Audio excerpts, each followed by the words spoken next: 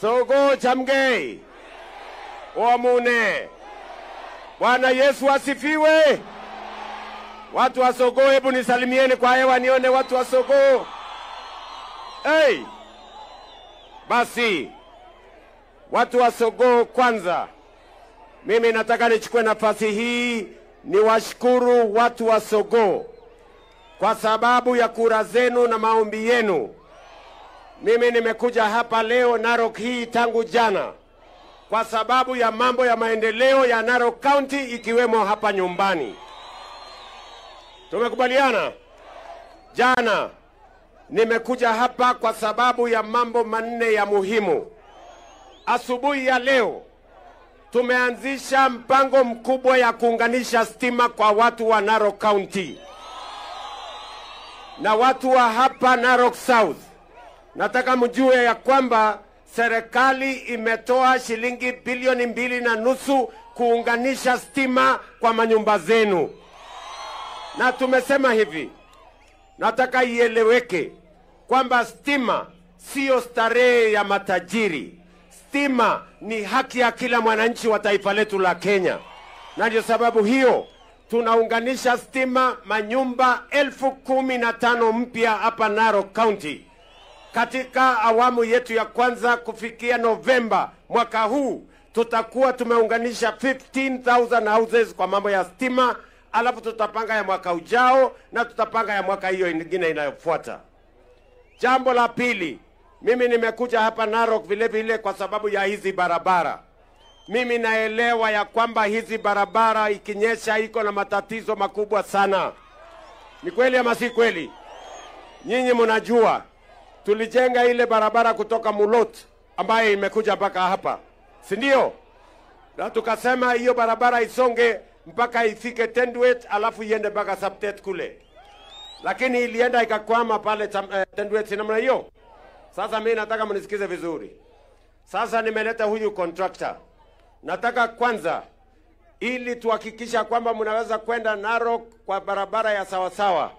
Sasa huyu contractor atajenga barabara kutoka hapa Sogo, iende Melelo hapo chini, iteremuke mpaka Lolonga.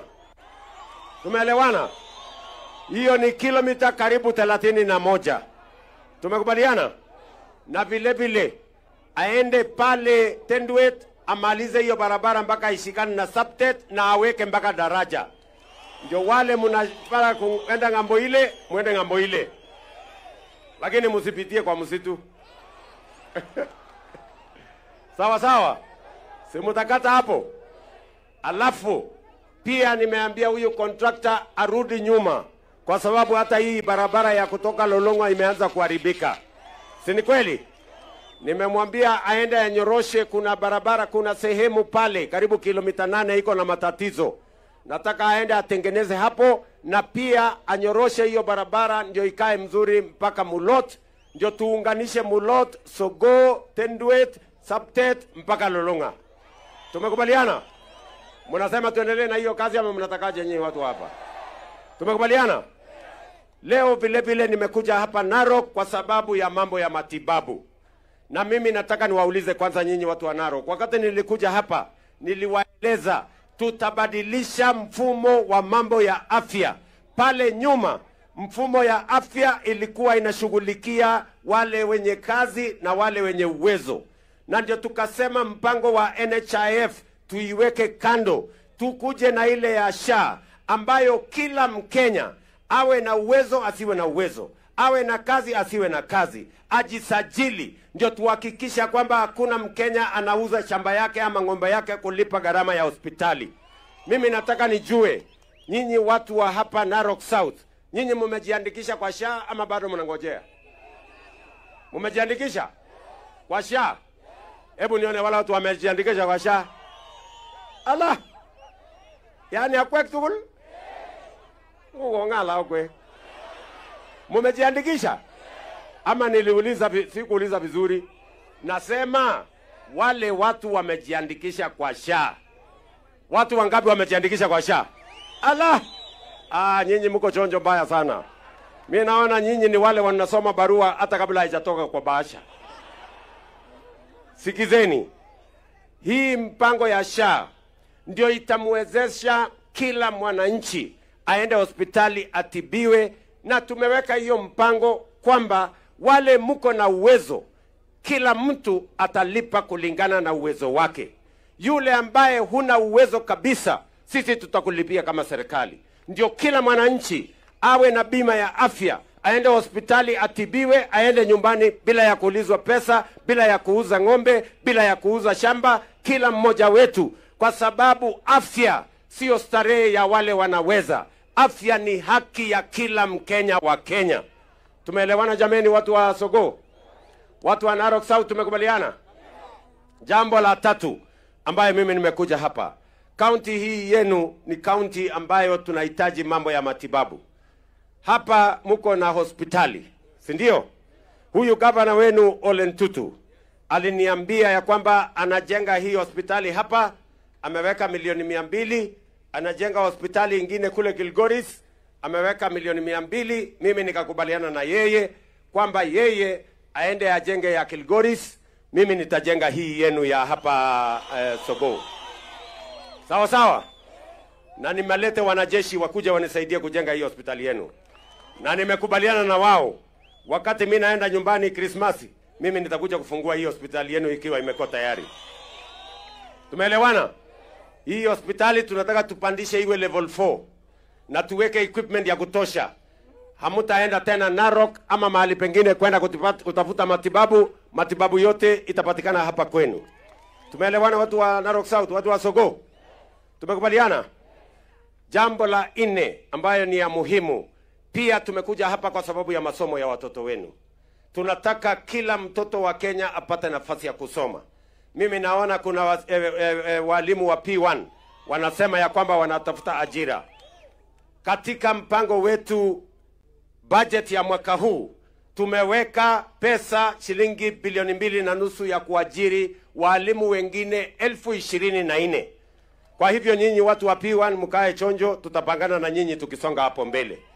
Kwa sababu tunataka tuhakikishe ya kwamba hakuna mtoto wa Kenya anakosa nafasi ya kusoma. Ndio sababu wakati mmenipatia nafasi ya uongozi, nimesema ya kwamba tutaajiri walimu zaidi. And for the first time, tumeajiri walimu 76,000 in 2 years.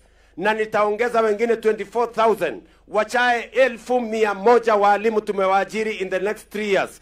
Tuhakikisha kwamba hakuna mtoto wa Kenya anakosa masomo, kwa sababu masomo ndio inatupatia usawa. Mtoto wa tajiri na maskini wanakuwa sawa wakipata elimu. Na mimi nawauliza nyinyi ndugu zangu wananchi wa hapa, hakuna mtoto tunataka akose nafasi ya kusoma. Nimeambiwa na mjumbe wenu ya kwamba bado mko na matatizo ya mashule hapa, si ndio? Na iko na mpango, mimi niko na mpango ya kupanga nyinyi na mambo ya madarasa. Mimi naona hapa madarasa bado iko chini. Ongen sogunata. Mongen ole kimite sukulishek chekimi bitanine, chekitun buti, so amache nyote kwak sukulishek eng yu. Amache siomwoiwo, okase? Amache siomwoiwo ole cho sukulishek ata chemokotin ketech eng yu. Kole sukulishek ata? Chang? Chang kwata? So, okaso. Amache atekwak taraseshek 100. So, amache omwoiwo sachengwok million 150 atekwak taraseshek 100 eng sukulishek chenekiten eng yu, so nyoru ole somane lagok. Akekashine? Ale chito age eng yo 200. Sasa wewe mekanye ketech 100 korok ange. Mwauna bas. Jambo la 3, mimi najua tuko na matatizo mawili hawa wabunge wenu na waheshimiwa wenu wamenieleza. Tuko na shamba hapa ya Chelugate, imetuletea matatizo siku mingi. Sasa wacha mimi niwaambie maneno ya shamba ya Chelugate. Tumeita Chelugate, tumeketi chini na yeye, tumekubaliana hiyo shamba tutanunua kama serikali, alafu tugawie wale wako pale waendelee na kuishi hapo. Akekashine? Mimi najua vile vile kuna watu walitoka kule kwa msitu, si ndio? Na tulikubaliana hakuna kurudi msitu tena. Si tulikubaliana namna hiyo? Ile kazi iko sasa ni vile either tutawapangia shamba mahali ingine ama tuwapatie compensation. Mambo ni mawili. Si namna hiyo? Sasa najua list imetengenezwa hapa. Gole go job list na babi kata. Gole ile butaman. Kele taman kata. Gole ile butaman ka yeng. Ay. Picture gi mi vitanine. Ele butaman ka yeng. Araw mo je gelioji. Omo jale ban? Omo jale ban? Ang jale ban bigel bueng. Kiko majota ke? Chukua lage? So, araga baba angane? Mieno listit, odnye listit? Aya, nimesikia ya kwamba tayari tumekubaliana mambo mawili. Si ndio? Kwamba jana mliliona mimi nimetoa title deed ya Mau Forest. Na tumesema hatutaki tena mtu yeyote kuingia ndani ya Mau Forest. Na tayari nimeweka fence tufunge kabisa Mau Forest. Lakini wale watu walitoka huko na wako humuhumu na hawana makao, pia na wao lazima tuwashughulikie. Si ndio? Kwa hivyo Bwana Omolo, huyu ndio PS wangu wa mambo ya interior, anasimamia hawa machief na hawa watu wengine. Wewe sasa pangana na DCC wa hapa na wale wengine na viongozi wa hapa, ili mtengeneze list ya wale watu ambao wametoka kule kwa forest, alafu mimi nitawapanga tuone kama tunaweza kuwatafutia shamba ama tuwapatie compensation waweze kuendelea na maisha yao, wasihangaike vile wanahangaika saa hizi. Tumekubaliana? Anangole ne. Unataka? Hebu nione kama maneno ndio hivyo mnataka. Very good. Alafu maneno ya shule ndio mimi nataka nifuatilie. Wewe bwana MCA, si ndio? Na mjumbe wa hapa, mimi nataka mniambie mashule yale yako mabovu katika sehemu hii, kwa sababu kuna mashule ilibomolewa ambayo ilikuwa imejengwa sehemu ile ingine, watu walihamishwa. Sasa lazima tutransfer hizo mashule zikuje hapa, kwa sababu watoto wa sehemu hii wengi hawana nafasi ya kusoma kwa sababu mashule ni mabovu. Ni kweli ama si kweli?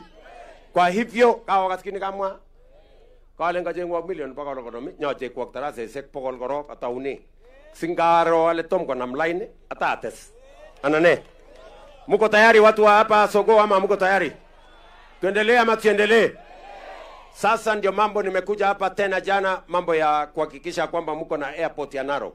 Hii county ni county ya watu watalii, na tunataka tuhakikisha kwamba watalii wanakuja hapa moja kwa moja kutoka mahali wanatoka. Ndio tunajenga international airport hapa Narok, ndio watalii wakuja waingie Masai Mara na tuende mbele kama Wakenya. Vile vile mimi nataka niwaulize watu wa hapa Sogo na watu wa Narok South na watu wa Narok kwa ujumla, tumekubaliana kama Wakenya ya kwamba hatutaki tena siasa ya chuki na ugawanyiko na mambo ya ukabila. Tunataka tushirikiane sisi wote kama kitu kimoja. Mimi nawauliza watu wa hapa Narok, mnasema tuungane ama tutengane? Tuungane ama tutengane? Katika hii Kenya iko vikundi viwili. Iko kikundi hii yetu ya broad based, watu wanaoamini katika umoja wa Wakenya, watu wanaoamini katika umoja. Lakini kuna kikundi ingine ngambo ile, watu wa chuki, watu ya ukabila, watu wa migawanyiko, wameungana tena pande ile ati kuendesha ukabila katika taifa letu la Kenya. Mimi nataka niwaambie wale watu wa ukabila na chuki na migawanyiko, tuko tayari kukabiliana na nyinyi, kwa sababu Kenya hii tumekubaliana hatutaki ukabila, hatutaki chuki, hatutaki migawanyiko. Watu wa Sogo mnasemaje? Mnasemaje watu wa Narok? Mnasema tuungane ama tutengane? Wala wanasema tuungane, nione kwa mikono. Bas, wale wengine tutapangana na wao watakiona. Hapa niko na viongozi wengi. Sawa sawa? Haya, nimekuja hapa vile vile. Kuna hapa sub county ya Amalo. Na principal secretary yuko hapa. Na nimekuja mpaka na DC wenu hapa, DCC wenu. Ako hapa anaitwa Bwana Kibara. Ako wapi huyo jamaa? DCC ako hapa. DCC wewe kuja Bwana Kibara, simama hapo. Wananchi wanataka kuona DCC wao mpya ako wapi. Na pale ambapo tunajenga, apande juu hapo, Panda hapo bwana DC. Very good.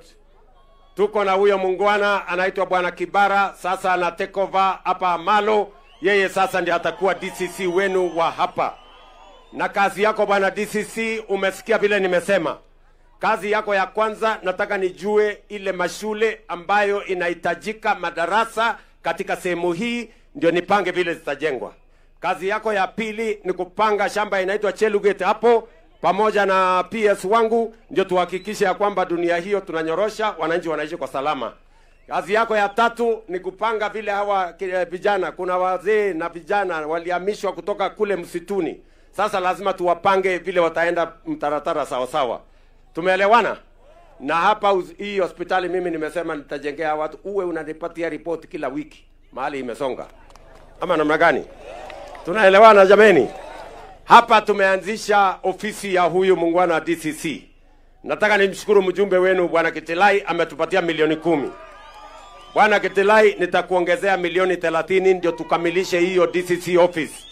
Bwana Omolo hapa PS wangu wa mambo ya interior, fuatilia na upatia hawa drawing ile mzuri.